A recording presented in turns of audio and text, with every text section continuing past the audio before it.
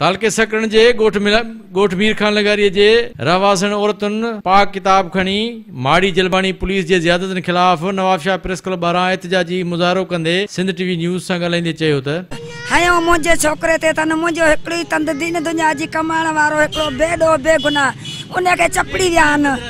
बदरायो है गुलाम सेन ए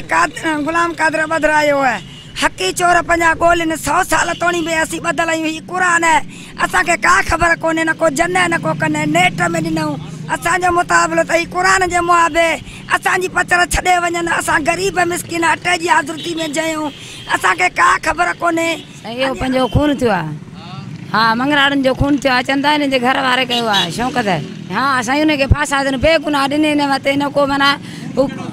खून यो बिलाल मुआ जे कोने मंगराड़ है वो गुलाम से नारा चंदा शौकत मारियो है शौकत के का खबर कोने शौकत घर सुतो पियो असा पाण ने मुंबा नेट ते असा दिठो आ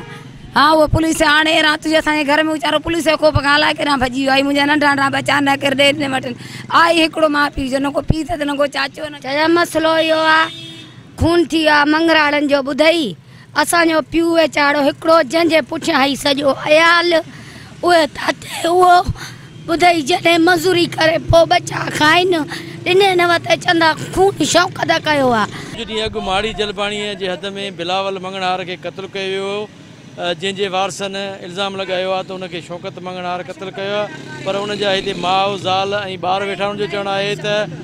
उन जो को बि ॾोह न आहे असांजे नौजवान के खाम खां फसाए पियो वञे ऐं माड़ी जलबाणी